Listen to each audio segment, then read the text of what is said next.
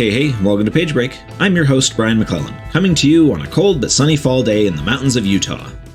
Welcome to part 2 of this week's 2-part episode where I chat individually with a pair of co-authors, R.A. Salvatore and Erika Lewis, for the launch week of their new book, Color of Dragons. My second guest is Robert Anthony Salvatore. Bob is a longtime best-selling author of the DemonWars Saga and the creator of the beloved character Drizzt Do'Urden for Forgotten Realms. Most listeners even tangentially aware of epic fantasy will know Bob's name, and to that end we start by chatting about the nature of fame. We also talk about Bob's controversial dip into Star Wars, when it's appropriate to kill a character, and his long-standing relationship with Forgotten Realms. Enjoy my conversation with Bob Salvatore.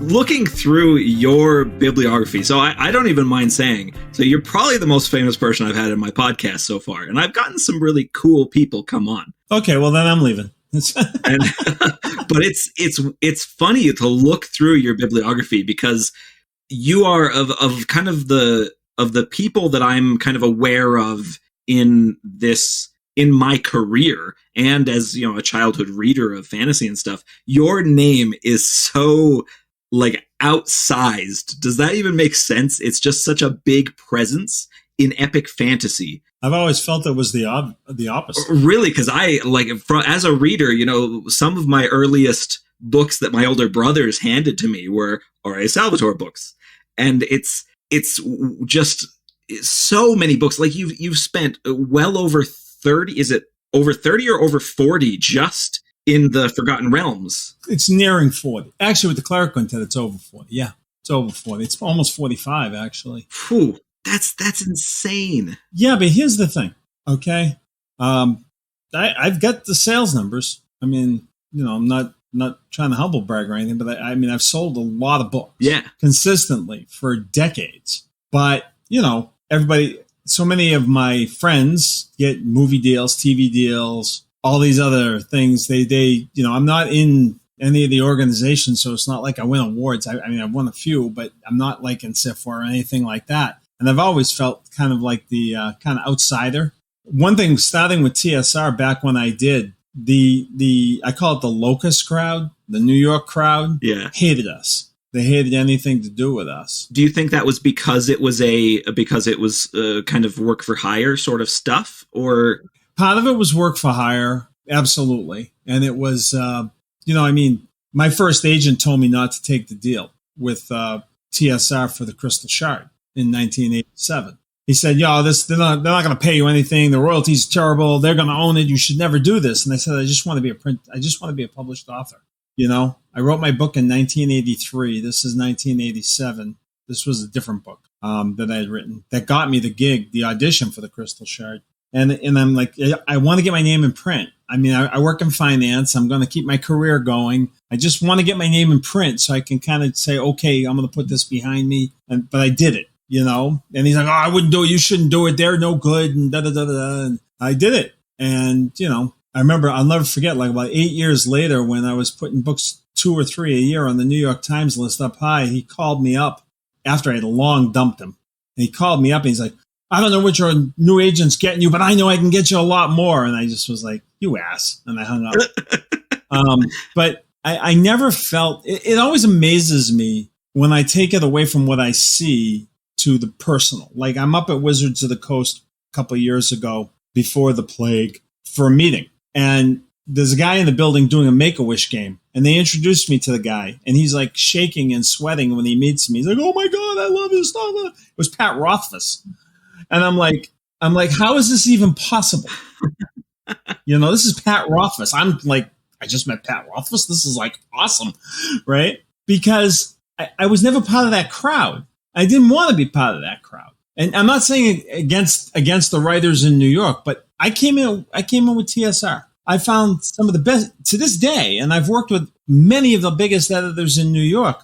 I put the TSR editorial staff, Mary Kirchhoff, Jim Lauder, Eric Severson, Phil Athens, and so many others, Nina Hess, Susan Morris. I put them right there with the editors I've worked with in New York. These are good people, good editors. But at the time, there was a real bias against it. And I understand it to some degree because a lot of books were getting big numbers from TSR, and from New York, the attitude was, well, it's because it's Dragonlance. It's because it's Forgotten Realms. It's because it's got that D&D brand. Right. And, it gets a little competitive sometimes. But I found it unfair. I mean, Myra Weiss and Tracy Hickman have done a lot more than Dragonlance, and I've done a lot more than Forgotten Realms. But that's all behind us now. Yet I still have that kind of underdog, and I think that's a good thing. You got to understand this. I think this is a good thing personally. I have that underdog feeling. It's like I got to prove myself, and it makes me give a little more care to everything I do, I think. Yeah, it gives you an edge. I think that's great. Yeah.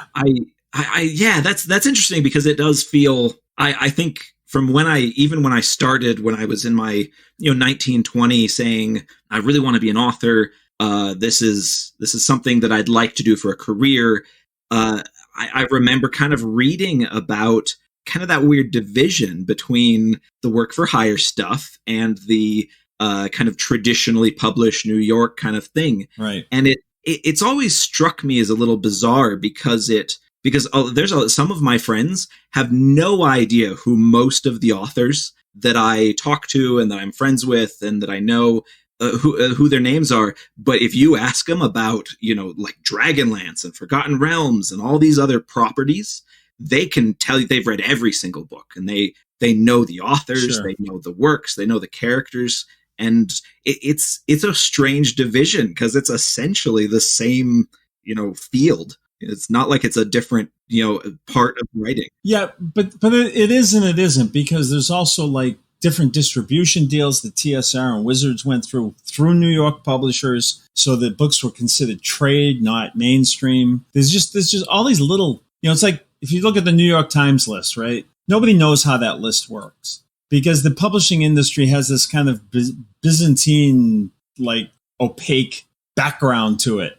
And who gets the swag and who doesn't, basically. So I don't know. I remember the Boston Globe actually did an article when I was working with 38 Studios. And I think the title of it was something, I have it over there if I went and looked at hanging on the wall, because that doesn't happen much around here.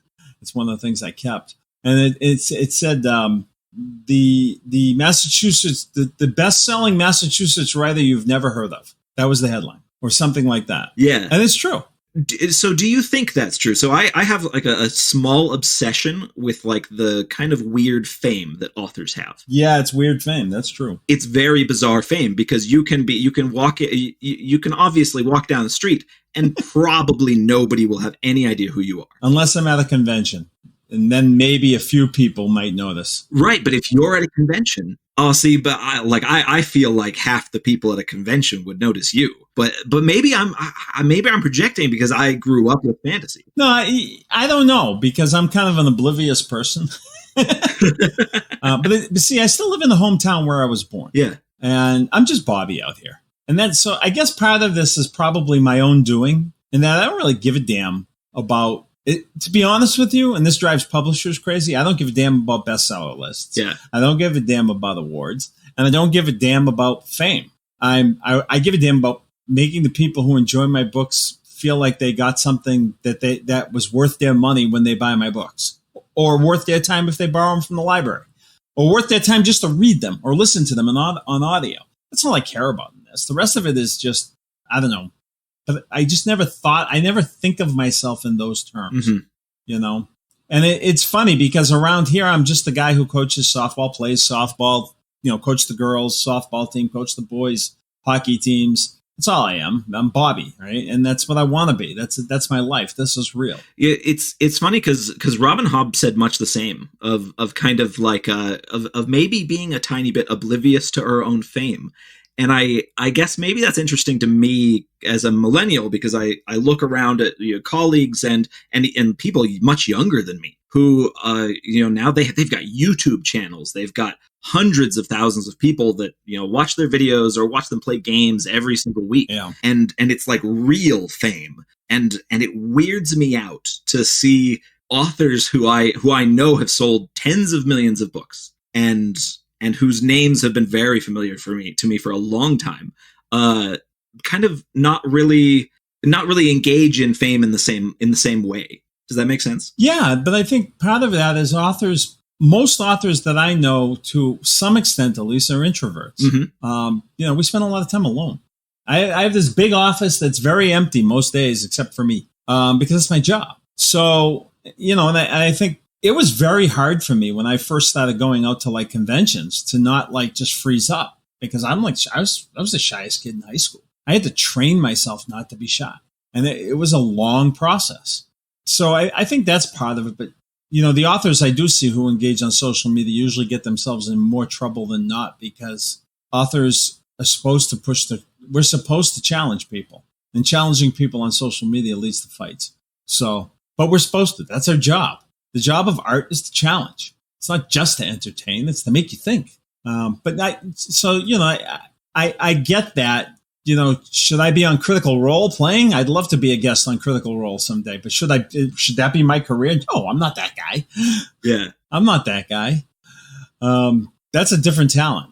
So, really, I don't really care about it that much.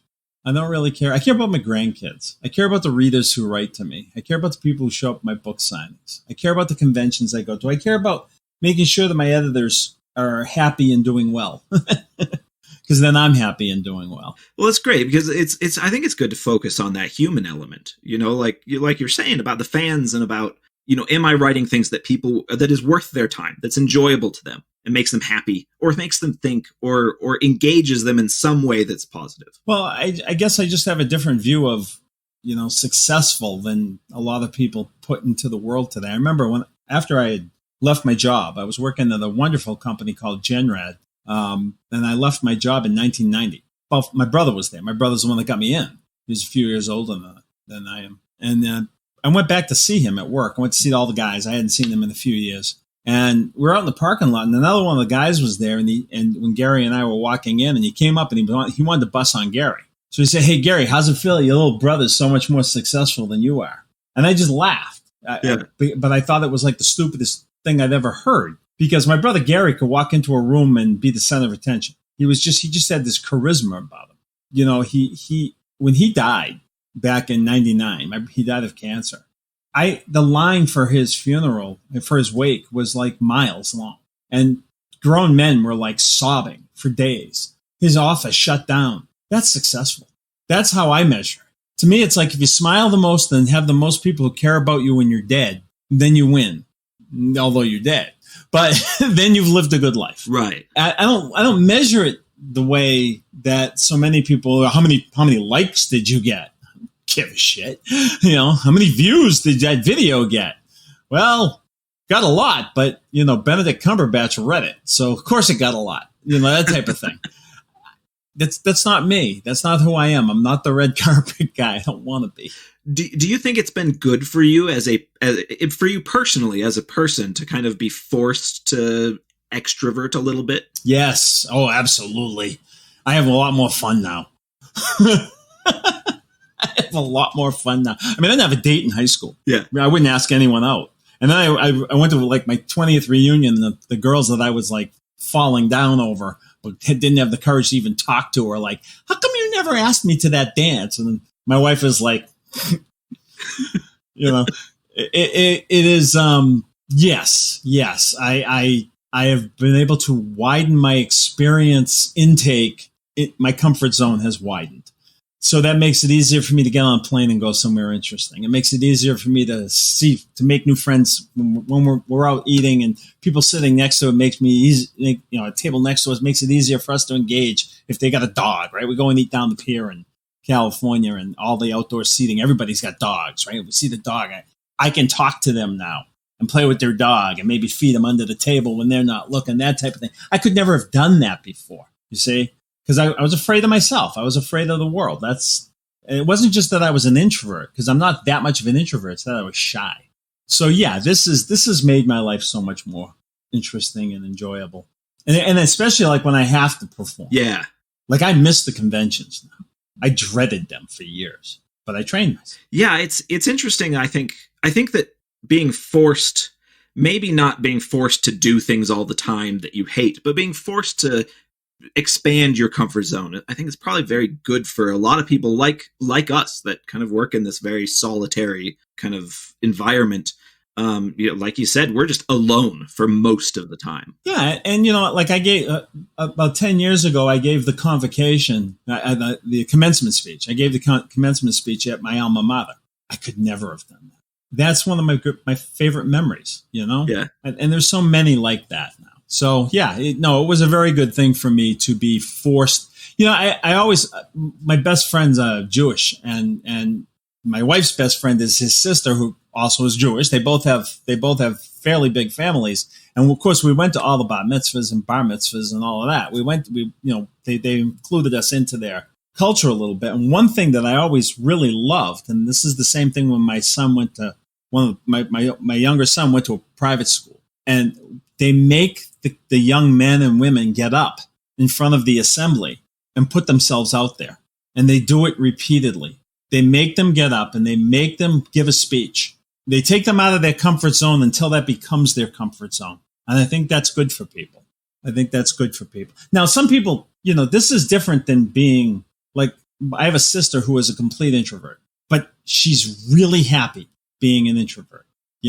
She like COVID to her was like the best excuse she ever had to never leave her house, but she's really happy. And there's nothing wrong with that. But for someone like me, I was always gregarious with people I was close with, but too afraid to be gregarious with people I wasn't. So I guess introvert's the wrong word. I was just shy. Yeah.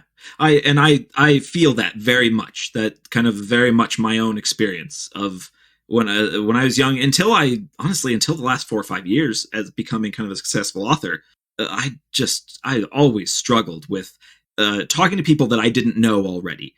People that I knew already, never been really a big problem, but just so shy. Yeah, but another part of that, Brian, is that once you become a successful author, in other words, you now have a little bit of cred, right? Yeah. So like I can go to Gen Con and get up on the stage, and my act is always a little shtick, a little comedy in it, and people will laugh because they're giving me the benefit of the doubt because I get the cred.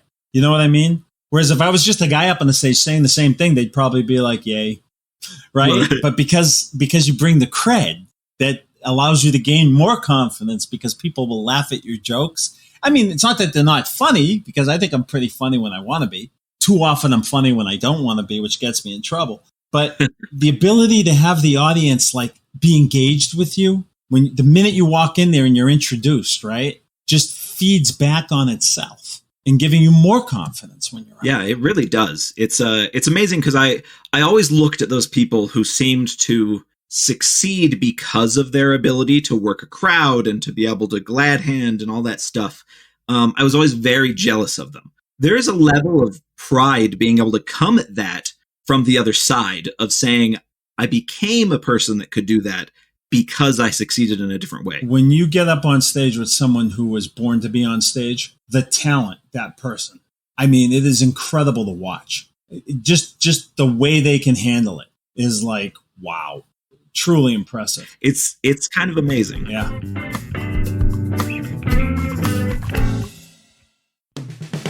Hey, Page Break listeners. Brian here, rudely interrupting myself for a bit of a plug. Making a podcast isn't free, and I'm hoping that you enjoy it enough to pitch in a pittance.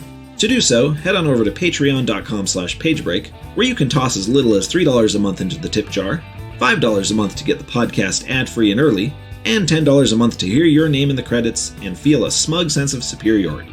You can also buy my books from your favorite retailer, or direct from my website. Thanks to everyone who contributes. Now back to me.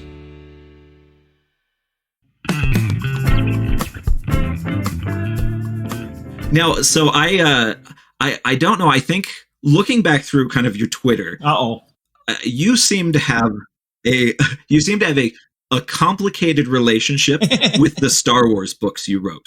Not really. I have fun with it now. I'm really glad you do, because I was looking at it from both my 19-year-old perspective, because it would have been my 15-year-old's perspective. So I was 15 when what was Vector Prime that came out. 1999. October 5th, 1999. Yeah. And I don't mind saying I was furious with you. Yeah, I've heard that. but like reading about it, and especially kind of coming at it from an author's standpoint, it was really interesting to kind of revisit that this morning, because looking at it, you come in with, a new kind of era in Star Wars. You're the first book to come out, and they tell you to kill a main character after I sign the contract and do the outline. Right. So they give me a check. Yeah. Okay. I'm sure that was completely an accident. I'm looking at you, Sue Ross Stoney. Who I love dearly, by the way. I have so much more sympathy and empathy for that now as an adult. And it's fascinating to look at that and see how, it's been 22 years and see how it still comes up for you in like your Twitter timeline fairly consistently. Yeah. Is that something you look back on and you're kind of like, oh, this is a pain in the ass? Not anymore. But I did no. Because here's the thing. It was a lot more complicated than it sounds like. Okay. Yeah. I was supposed to begin my book tour on the day of the release of Vector Prime at the Borders at the World Trade Center. I think it was a Borders at the World Trade Center in New York. I had to cancel the tour because the day the book was released was the day of my brother's last MRI.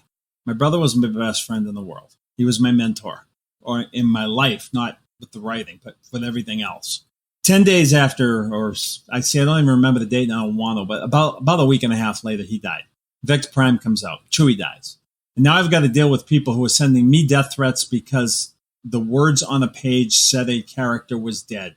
And even though I don't just look at characters as words on a page, at that time, it all seemed so trite to me.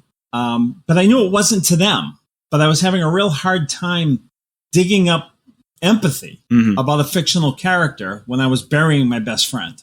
And it was miserable. And it got pretty ugly because, it got to the point where there were people going around Amazon and other places just trashing every book I had ever written with some of the most horrible reviews you've ever seen just to get me back. And it was something I had resisted. I didn't even want to do it. So I felt victimized, but I wasn't. I agreed. I did the book. But there was so many emotions that were just not good. And, it took me about 2 years after Gary died to actually enjoy even beginning to write again. It was a deep depression for me. And, to the point where my wife finally said, look, you need to stop this. You cannot live like this anymore. And so Vector Prime was kind of unfairly, but ultimately tied to that. The two books I did during that time period were Mortalis, which is the favorite thing I've ever written for me. The fourth book in Demon Wars, which is all about grief. Mortalis was my catharsis that got me through it. And Vector Prime, which made my life a living hell at that time, where I was much less able to handle what was happening. Having said that, I got to work with fantastic people. Yeah. Mike Stackpole was there the whole time for me. I got to work with Sue Rostoni and Lucy Wilson and Shelley Shapiro and George Lucas, because now that I got to do Attack of the Clones, and I value that tremendously. So yeah, I'm not conflicted about it. I still think maybe we shouldn't have done it because I think it hurt people, and I don't want to hurt people. I don't want to hurt people. I don't want my writing to hurt people. I want my writing to make people think. I want my writing to make people feel like they have support. I want my writing to make people think that they're not alone. I want my writing to help people through grief, not cause it. You know what I mean? So I am still conflicted about whether or not we should have done the book. And I think there are a bunch of people that say you shouldn't have, and a bunch of people say, no, they had to do it. I'm still conflicted about it. But having said that, he's a Disney princess now, so we're all okay. And Peter Mayhew was okay with me, so that's cool. And I miss him, too. Yeah, definitely. Do you feel like, so it's become kind of, at least in my experience during my kind of shorter career here, it's a fad to kill your main characters. It's to say, oh, well, nobody's safe. It's kind of the Game of Thrones effect. Sure. Looking at that kind of thing, do you think maybe it goes too cynical? Do you think there's something more innocent about, what, all my heroes are going to reach the end and I don't give a shit what you think? I go both. Again, I'm not conflicted on this, but I think books serve different purposes. Like, I don't think we had to kill Chewie, but I think I had to kill the main character of my first Demon Wars trilogy. So, and I think it depends on what you're writing and the mood of what you're writing. Now, in the Drizzt books, I committed the cardinal sin and I brought 4 people back, right? And that's one of my favorite books I've ever written. You're not supposed to do it. So what did I do when I did it? I had one come back and just to continue what she knew she had to do and to help the man she loved in his fight with the demon Loath. I had another one come back determined not to be a tag-along anymore because they came back with full consciousness of their previous life as babies. So from the crib on, he was working his dexterous little fingers to learn how to be the best little scout, thief, rogue he could be. Right? I had a third come back pissed off because he felt like coming back. He answered the question. If I can be resurrected, then my whole life was a joke. My sacrifice meant nothing. And I had him come back and do that. And I had the fourth come back and say, well, I already did the life of duty. Now I'm just going to have fun. Right? So I got to explore all those different things and I loved it. So, but yes, I do think this idea of gritty because you got to kill everybody is bull. On the other hand, it depends on what you're writing. Yeah. So I'm not going to criticize George for doing that. I did the same thing in Demon Wars, right? But I'm not sure that, for example, the Drizzt books have that same purpose, right? Yeah. I'm not sure if Chewie had that same purpose. You know, when I get a letter from a kid saying that, you know, I didn't have any friends in high school, but I found your books and Drizzt and Caddybrand, Bruno, and Wolfgang and Regis became my friends. Great. Read the new one. I killed your friends. Woohoo! Right? I don't want to do that. So I think they have different purposes. What are you trying to accomplish with your work? And sometimes I'm trying to accomplish the necessity of sacrifice and for the greater good, and the ultimate movement toward the greater good. And other times I'm trying to give people a road of adventure they can follow their friends along. So I'll handle that differently in the 2 series. And then in the Drizzt books, I think the trick is, I'm not saying none of them are going to die because that would be a lie, as you'll see next year. None of the, but there's a lot of characters now that I can kill for impact. I've widened, added so many characters around him that I can just here or there without really. I couldn't remember how to spell his name, so I killed him. You know, it's that. So, you know, what's the purpose? Things should have a meaning and a purpose. I think Game of Thrones is very nihilistic. Yeah. I think but by design. I think it's also a warning as to where we are now if we're not careful in the world, as a world society, in the fight between authoritarianism and democracy around the world that's been going on. So, you know, kudos to George. Yeah, that's really interesting. I love that perspective. I love that kind of, you know, depends on what you're doing, what you're trying to do, and where you're going with it. Is there a reason you are killing a character? Is it to shock the readers? No. You can shock readers in better ways than killing a character. Maybe. Now, maybe when you have a long-running series, like the Star Wars thing, this is why I say people go back and forth on it. One thing I do know is when Chewie got it, people were reading the subsequent books very differently than they read the last 20 before Vector Prime. I bet. And maybe that is just you had to bring the tension back somehow. Right, because there was at that, gosh, there must have been, I can't even imagine, 60 or more Star Wars books at that point. Oh, I think way more than that. I don't, between over 100. I mean, I think Kevin Anderson probably did 50, right? Because he did all the smaller books, the young adult books. He did. Yeah, the Young Jedi Knights. I ate those things up. Yeah, I mean, Stackpole did a bunch. Tim did a few, but they had so many writers. Yeah, it's just an amazing, galaxy far, far away they created. Yeah. Yeah, and I've talked to Michael a little bit about it. Like that was my teenage years. Was I just reading everything Star Wars, and it was so fun. And sometimes they were super weird, and sometimes they were long series, and sometimes it was a single one-off book. And it was fun to watch them kind of experiment. But that's the Realms. That's Dragonlance. That's what makes it fun. Yeah. I mean, you don't read the same story over and over and over again. I like one of the things I keep every time I'm on a phone call with Wizards, the first thing I say to them is, will you please bring back a Forgotten Realms book line? Other voices doing different things. Because I'm kind of in a mold here. I can't really stray too far without really ticking people off. You get locked in, If they know you for playing a character on a TV show, it's hard to go play a different character. Yeah, you've been typecast as an author. Absolutely. And there are worse things, by the way, than being typecast as an author of a very, very successful series. There are worse things than that. Does it ever kind of get onto your nerves, or are you pretty at peace with it? Sure. No, I'm at peace with it, but there are times, like I remember when I got this terrible review for one of the Demon War books, and I didn't agree with it at all, and it was like the only one, and my editor actually said to me, I wish I could have sent them this manuscript without your name on it. Yeah. And I was like, why? And I said, because they missed everything because they weren't looking for it, because they know you for Drizzt. Right. So they were just looking for a kind of an interest, maybe an angsty, introspective, but singular adventure. And meanwhile, this book had webs all over the place and dozens of characters that mattered to the plot, but it didn't get, she was convinced they didn't read it the way they would have read it if it had been a different name on the book. Yeah. And things like that happen all the time. You got to roll with them. I mean, the newest book that came out, my biggest regret about Starlight Enclave is that it was given away before the book came out. Plot. I did not want people to know what that book was about until the heroes of the book found what it was about. But because it was put out before that, it became the subject of all this controversy, and that was nonsensical. And most of the people, the things they were complaining about, if that hadn't been mentioned and they just read the book, would have loved it. I think most people did anyway.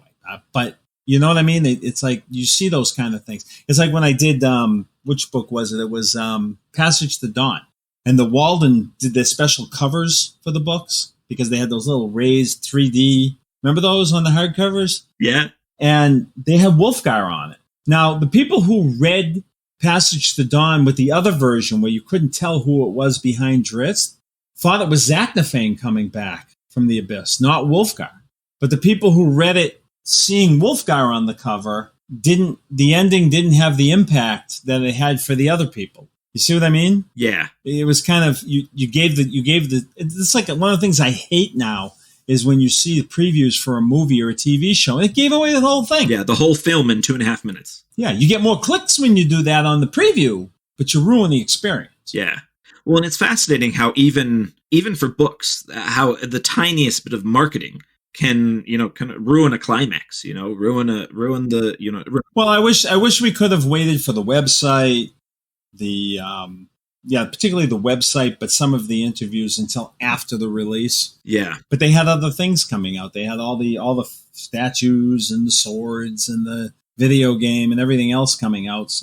And they wanted to get up ahead of this whole Drow thing, Yeah. So they had other needs than I did. I'm not mad at them for it. Yeah, I'm a little mad at them for it. I told them a little bit. Don't do that. But, it is what it is. You roll with the punches. Right. Do you think that the kind of that meeting of art and the business of art is just something you'd have to get used to as an author? Of course. It's a business. I don't write. I write for me. I publish because they give me enough money so I don't have to get a job and I can write for me. It's two different things. Being a writer and being a published author are two completely, there's Bob Salvatore, the writer, and R.A. Salvatore, the businessman, because you got to be. Absolutely. Two different things. The needs are different. And it's like if somebody's going to adapt your work, well, you have to give them leeway. You have to give them license. I know this very well. A video game has a different needs than a novel. A movie has different needs than a novel, or more limited means to get into characters' heads. And you can't have a cast of thousands in a movie. Nobody will care about any of the characters. In a book, you can have a bigger cast because the people have more time with it. So, the medium is the message, right? The old Marshall McLuhan thing. And you have to be able to adapt to that, especially now where that medium might be, we need a Twitter ad campaign. We need to do this short with Benedict Cumberbatch, Sleep Sound. We need to do these figures. We need to do these swords. We got a video game coming. There are so many more things surrounding the orbit of a book now. You have to roll with it. You have to understand that the people you're dealing with have different needs to get their paycheck than you need to get yours. Yeah, definitely. It's a business. Now, have you found kind of the way that the business works, kind of especially with your work for hire stuff with Forgotten Realms, has that changed over the last 30 years or has it remained pretty consistent? Oh, the business has changed tremendously. The business it's a very different business. I mean, my backlist now, my audiobooks are like much bigger percentage. Yeah. Just the audio has changed the business, tremendously. The other thing is, and I think it's still changing and still evolving because, when I first started, you had to get out there and get on the road and you had to go I would get into my hotel after a book signing, like at 11 at night, try to get some dinner because I didn't want to eat before I was on stage for 3 or 4 hours, right? Then get to sleep, get up at like 7 in the morning, get to the airport, fly to the next town where I'd be picked up by a media escort who would take me to check into the hotel and drop the bags. Then we'd go out and we'd go to a mall and we'd hit a Walden's, a B. Dalton's, a Borders, a Barnes & Noble, maybe a Media Play, a Books A Million, whatever. We'd hit all the bookstores. And in a day, I'd hit 10 to 13 bookstores. And they know we were coming, so they'd have like 40 books on hand for me to sign of the new one. Plus, they'd have all the backlists. So my whole day, I would sign hundreds and hundreds of books. Then I would go to my book signing, right? I'd maybe get a light dinner and then go to the book signing. Get back to the hotel, eat a little bit more, get up the next morning and do it the next day. They don't do that anymore. First of all, there aren't enough bookstores to make it worth it. Even if the bookstore wants you and you can have a good event, you can't hit the 13 stores before it because there just aren't that many anymore. And the other thing is they used to stock like a week's supply of books. Now they do like a day because they get shipments every day. So when I would go into a store with a new release, they'd have 40, 50 books. Now they have 6. So all of that's changed. All of the dynamics of that have changed, which is why conventions have become a godsend to authors. Yeah. You go to a convention, you can move a lot of books and meet a lot of people all at once. And you don't have to get on a plane every day, which is awesome. But then in addition to that, the advances are nowhere near where they used to be for books. The initial printing is nowhere near where it used to books. When I was getting on the New York Times early, you had to sell about 100,000 hardcovers, 70 to 100,000 to get on the list at all. Yeah. Now, no, you just need pre-orders to get on the list. It's just everything has changed. Everything has changed, and you adapt or you die as an author. How have things changed for you on kind of the business side, on working with your publisher and doing work for hire, and kind of because you seem at least as far as I can tell, you seem fairly unique in that you've been able to kind of keep a grip on this character and this world that you've been working on for very consistently for 3 decades. Yeah, and that does not seem, with work for hire especially. Characters, worlds, they jump hands all the time. And I'm kind of amazed that you're still writing for them after so long. Yeah, so am I. 34 years since I signed that contract. Yeah. The first contract. But here's the thing. I understand business. Like we talked earlier, people have different needs. The best words in business are mutually beneficial. I have grabbed little by little way more control over what I do and what we do with it than the average work for hire author. Baby steps. And they agree because they know I'm going to, if they need something, I am going to agree back. Yeah. In other words, they know I'm not putting them over a barrel. There's a lot of trust between me and Wizards of the Coast. And there's a lot of trust that's been earned over a lot of years from TSR on. Mm-hmm. We genuinely like each other. This is a very different. First of all, now it's not even really. It's more like I'm licensing my character and going to a different publisher to publish the books. Instead of Wizards paying me, I'm paying them a licensing fee. Yeah, and I can't get into any of the details because that gets confidential, obviously. But I license the characters, and they let me go to Harper or put it out there. And Harper is where I chose to be, Harper Voyager. And now I want them to edit the book as well. Mm-hmm. I want them to look at it and make sure I'm still on the same page with what they're doing in the realms thematically, morally, all the rest of it. Because I don't want to diverge from the realms at all. So they get the book when my editor gets the book. And they have as many people read it and come back to me as they want. And I listen to everything they say as if they're my editor as well. Now, this was something I couldn't necessarily find anywhere. Do you own Drizzt? I can't talk about stuff like that. I really can't. Fair enough. It's very complicated. Yeah, totally understand. It's just kind of cool to see something that with an industry that has changed, like you said, so much over the last, even just the last 10 years. It's really cool to see something that has continued to be consistent. At least the public face of it has been very consistent for that long. It's been very consistent even in the production of it. Mm-hmm. I will tell you that, Wizards can go and license GameStop to Drizzt without talking to me. If they do a movie, I get whatever say they let me have in it, right? It's not like I go and sell a movie or anything like that. So I don't think much has changed in my relationship with the publisher. Well, actually, they're not the publisher, but now the licensor. We have the same kind of relationship we've always had. But there's a reason for that's important to me, because here's where I'm at with Drizzt now. And I have been for many years, okay? For years, you want people to go down the road of it. First of all, you want someone to read your book. Your first book comes out, you want to get people to read it, right? You want enough hooks. You want it to be fun. You want it to get a good reviews. You want people to read it.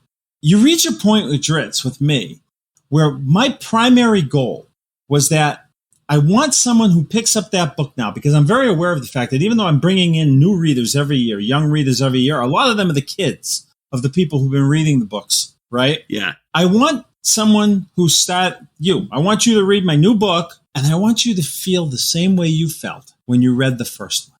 I want you to go back nostalgically, wistfully, to the high school or college or junior high or wherever you were when you read The Crystal Shard or Homeland or whatever it was, and have that same feeling of adventure and this wide world in front of you where it's complete escapism from the crap around you, right?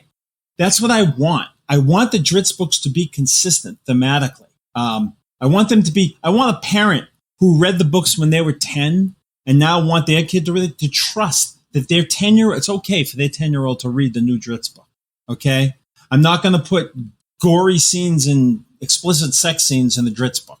I'm not going to do it. It's safe for your kids. I want it to be. But I want the 50-year-old who reads the Drizzt book to feel like he was 16 or she was 16 when they read the first Drizzt book. Oh, that's very cool. That's a very cool attitude to take toward them. I love that. I want to be the time capsule back to a better time in people's lives with the Drizzt books. Yeah. That's my primary goal at this point. See, I absolutely love that attitude. That's so great. That's what they do for me when I'm writing them.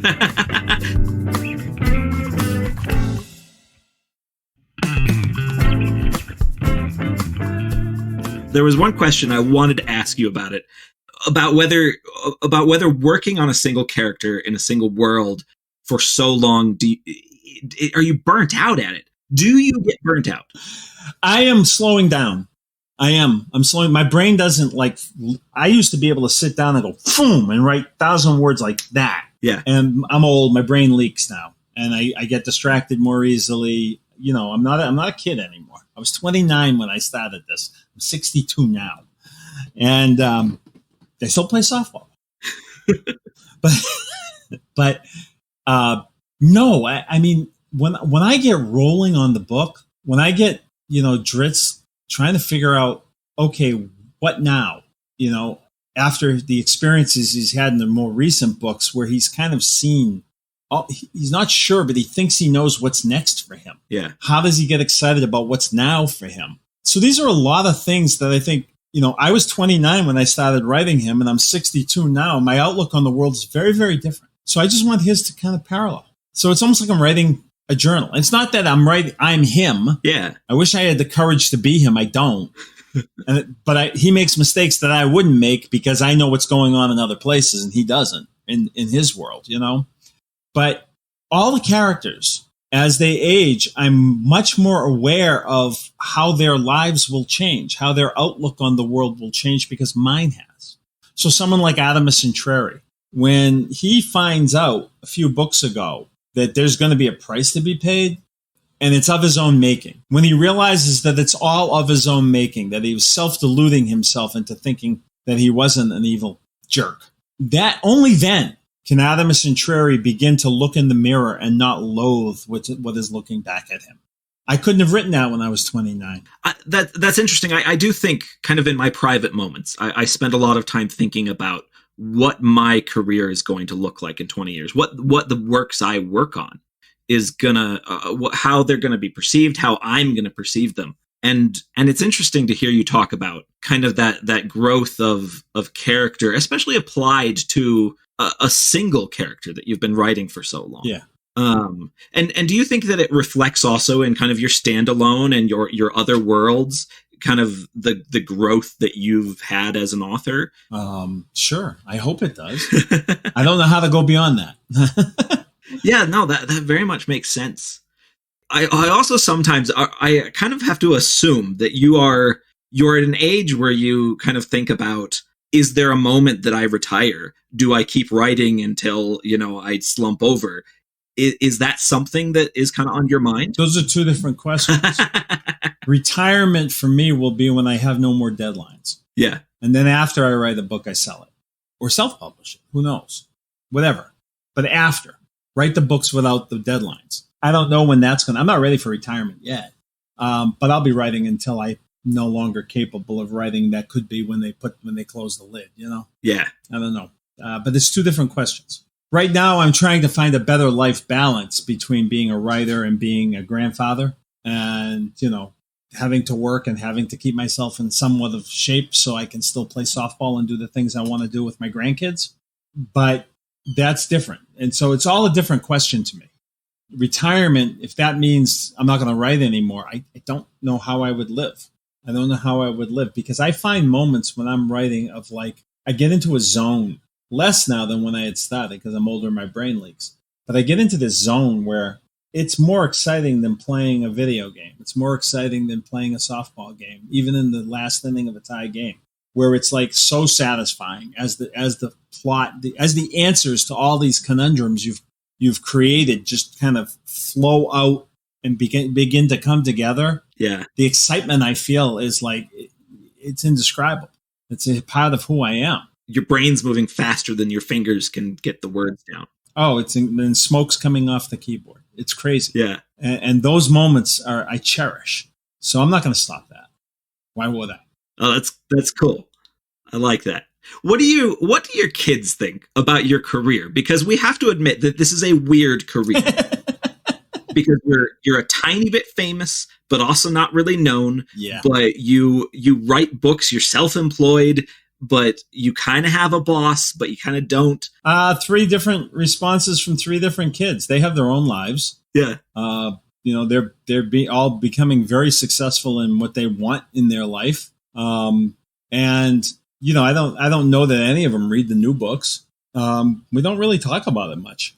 Sometimes Gino will work with me on something.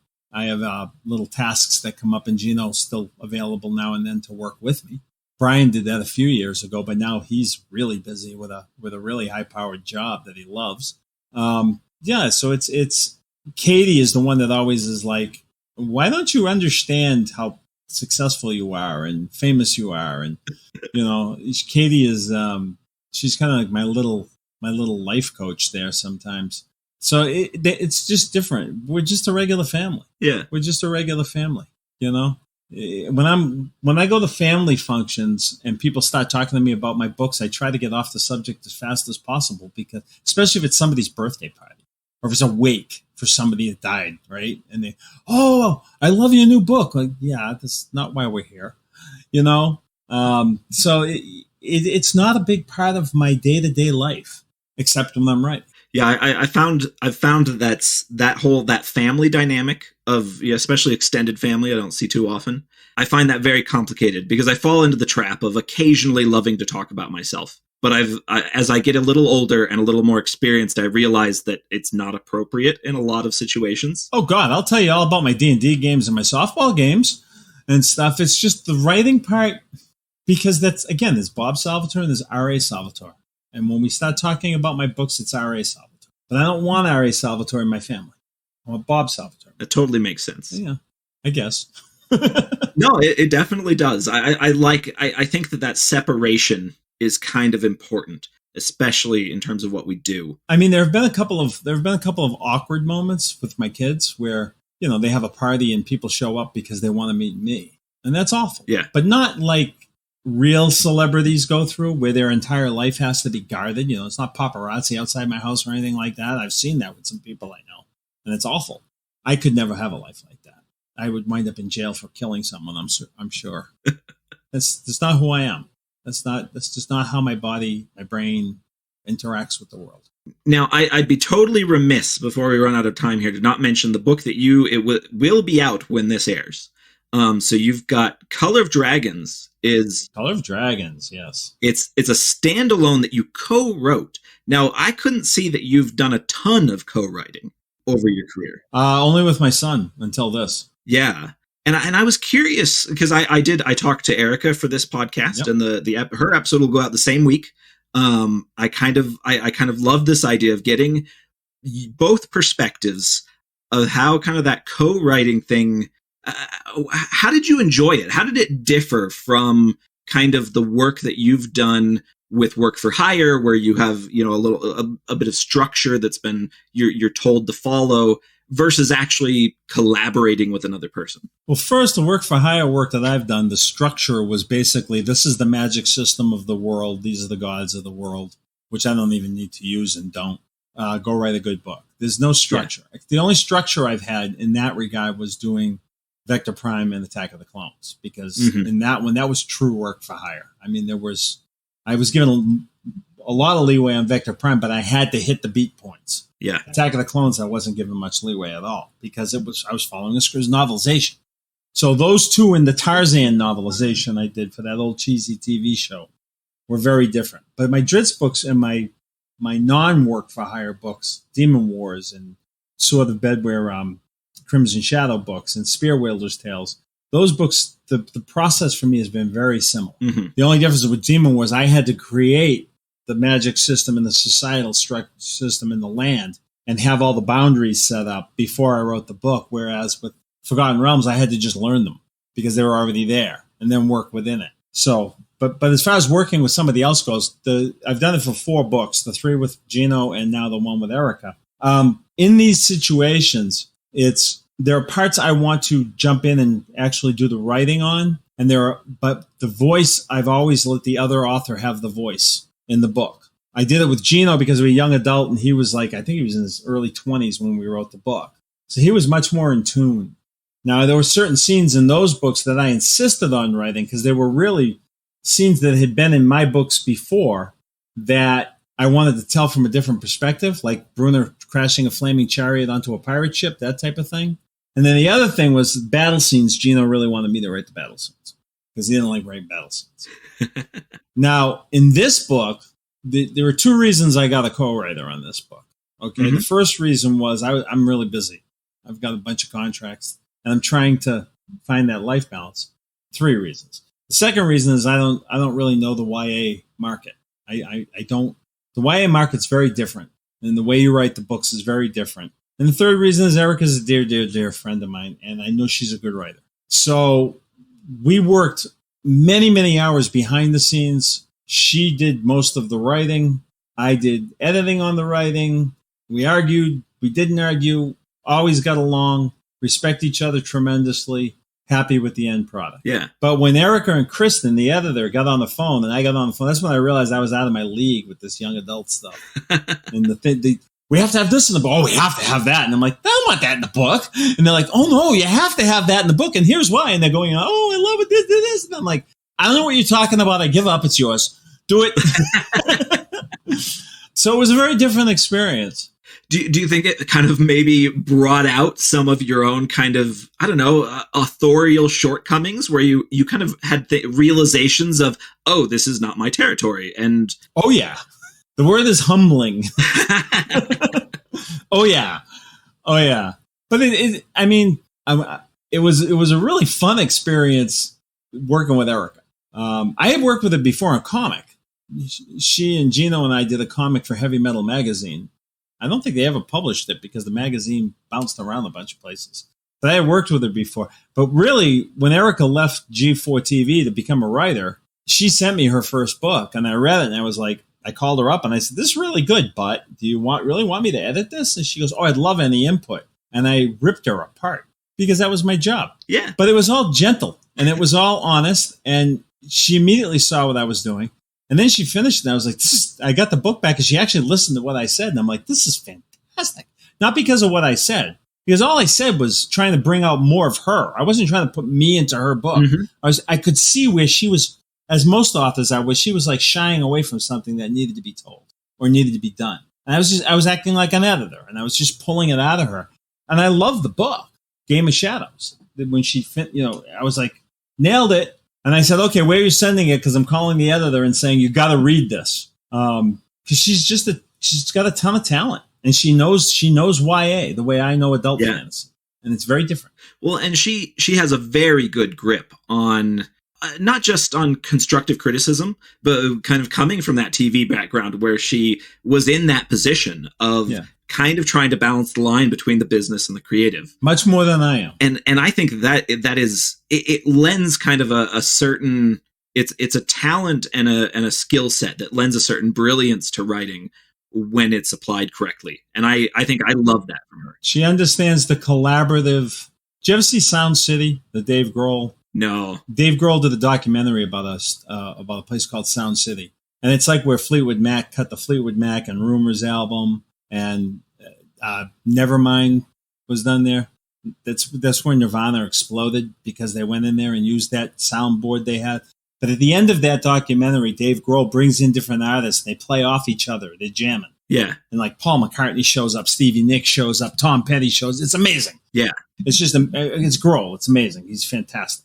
And to me, it's like the perfect creative process. Now, I get that when I go to Wizards of the Coast and I sit around the table. I remember when we were doing the Sundering, and here I am sitting with Rich Baker and Phil Athens and Troy Denning and Richard Lee Byers and, Aaron Evans and Paul Kemp.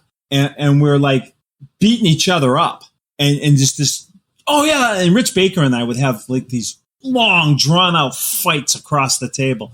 And when we were done, it was like we needed a cigarette, man. It was awesome. It was just the best. Like, and now I go up there and when I was consulting and I'm sitting with Chris Perkins and I'm sitting with Mike Merles and I'm sitting with Richard Withers. Not anymore, but this is a few years ago. And I'm sitting with Adam and Kate, and we all get in the room and we beat each other up and we bounce ideas off each other. And then I come home and I can't stop writing. But for me, the writing part was get the hell away from me. It's mine. Yeah. I'm Gollum with the ring, baby. You come in here, I'm going to kill you. It's mine. Gino found that out the hard way, which is why I let Gino and Erika take the lead on the books, because otherwise I would have killed them. Yeah. Erika understands the collaboration of the final product, whereas I'm very hot on the collaboration to get to the final product. The final product, though, when I do the execution, then I'm like James Cameron directing, right? It's like, no, he's going to stand in this exact spot. And if you move him, I'm going to drop that rock on him, kill the main character, and it's going to be up to you to make a new one. Stop it. Control freak. It's my work. I do that with my wife, where we like do a lot of back and forth when I'm planning something. Oh God, I don't want my wife near my books. But once the writing starts, I like, unless I go ask her to let me talk something out with her, I don't want any more input. And she'll occasionally come and say, "Oh, I had this idea of something we were talking about the other day," and I'm like, "No, I'm already in it. Back off. I'll come and talk to you later. I've got to do this now." Well, Diane will know when I'm at one of those spots where I'm just nodded. Yeah. Yep. Because I'll be at the coffee. We have a coffee maker, and I'm trying to make coffee. And as I push the button to put the milk in the coffee, it says empty grounds container. And normally I'm like, son of a gun, I got to take everything off. I have to open it up, empty the grounds container, and then I just like smash the wall. Son of a. And she goes, "All right, let's talk about it." I'm like, "No, leave me alone." Yeah, that part when your creative frustration leaks into your relationship can be fraught. I've noticed. You know how you can tell that I just solved the riddle on the book I'm writing? I'm writing a DemonWars book right now. You can tell I just solved the riddle because I got a haircut. My hair was like... And you finally were like, "Oh, I should probably groom myself." No, Diane was like, "Go get a haircut." She's been telling me for like 2 weeks. I'm like, "No, leave me alone. I don't have time. Go get a haircut." I can't. You're putting a spoon in my hand that I don't have to spend. Leave me alone. I need to sit there and write. Leave me alone. And she said, "Go get a haircut. You're going to be in front of... Erika's coming out next week, and you two are going to be in front of people at a book signing. And you're doing podcasts, and there might be some of the video. And you must... And I don't want that out there because you'll look like a shaggy dog, and it'll be out there forever, and da-da-da." And I'm like, "Leave me alone." But now I've solved the problem, so I went and got a haircut. That's how you know. Yeah, so you've got that extra spoon. You also know I'm at the end of a book because I gained 10 pounds. It's just a rule. It goes back and forth. Oh, yeah. You dieting? Well, nope, finish the book. Well, I've been keeping you quite a long time, but I like to end this podcast by asking each guest what the last meal that they still think about is. What's the last meal that blew your mind? Oh, that's easy. The last meal that blew my mind. We've gone vegan, mostly. Vegetarian, almost always. Mm-hmm. Occasional chicken and fish for health reasons. I watched this documentary called Game Changers on Netflix. Everybody go watch this. All we grew up learning about food is being challenged with good science behind it. So she made this impossible meat, the meat substitute pot pie. And I was like, oh, this isn't going to be any good. But Diane's an amazing cook. And she knew exactly what spices to put in. Oh, my God. Did I overeat that night? It was just mind-blowingly good. And she's done that several times. She made vegetarian crab cakes that everybody who ate them said were the vegan crab cakes, were the best crab cakes they ever had. That's very impressive. My sister they call it eat loaf instead of meatloaf. You won't know the difference. It makes the best sandwiches the next day cold, too. It's like, so that's what's blown my mind is being able to go and do different things with food and really good. I grilled up some, I think it was Beyond Burgers, Beyond Meat. I grilled up some of those. It was my first time trying some about a month ago. And I was genuinely impressed. They were not great the next day. The leftovers. Some people like Beyond, some people like Impossible because one of them uses pea extract, the other uses soy. Uh-huh. And sometimes the pea extract's a little too strong for people. And so it goes back and forth. Beyond sausages are amazing. I'll have to give those a go. The Beyond Italian sausages taste like Italian sausages. They're really great. And then, but for me, it's like, it's funny because we do Impossible burgers, but I still love the Morningstar Farms black bean burgers. They're so tasty. Yeah? Yeah. I don't think I've tried those before. I'll give them a look. Oh, they're fabulous. They're fabulous. Yeah, I've been trying to be a little bit more on top of myself about reducing meat consumption. Both health and environmental reasons. But I'd love to. I'd like to bring more of those options into my rotation. Well, for me, there's three things: environmental reasons. I just love animals. I don't want to eat animals if I don't have to. I mean, I'm not super strict on it, and I have hunters in the family, and God bless them. They do a big service because it has to be done, and I don't have any problem. I'm not trying to make a statement here. Okay, I don't want to get in the middle of another fight. Thank you very much. For me personally, I don't think I could shoot a deer, or kill a cow. I just don't think I could. Certainly not a pig. So I couldn't. But that's me. That's just who I am. That's not a judgment call on anyone else. I want to be clear about that now. The second reason is environmental, but the main reason I did it was health. I'm in my 60s now. I want to play softball for another 10, 15 years. I want to be able to chase my kids around the rink in hockey. I want to be able to, enjoy my life traveling. And I am convinced that this diet is better for me physically, for my heart. Mm-hmm. My dad died. I'm not much younger than my dad was when he died of a heart attack. But they think it was a heart attack. And then they just called it old age because people didn't live as long as they do now. But I am determined to feel the best I can, to stay the healthiest I can, to do the best I can for being healthy and enjoying life as long as I can. Yeah. And to me, this seems like the answer. I don't think it's an accident that Tom Brady is a vegan and he's playing the way he is at the age of 44 years old. Yeah. That's a benefit for all of us because then we get books for longer too. Well, it's not helping my brain any. Yeah. Oh man, no, that's fantastic. But hey, thank you so much for taking some time. I know you're super busy. For just chatting with me. This was really freaking fantastic. Yeah, my pleasure. This was fun. My assistant just left and he set up my batting machine. I have a batting cage out back. Oh. But we have to drag the machine out and set it up. And I've still got about 45 minutes before the sun goes down. So I think I'm going to go whack some softballs around. That sounds awesome. Well, I will let you go do that. Some people hit golf balls. I hit softballs, baby. That's really great. I love it.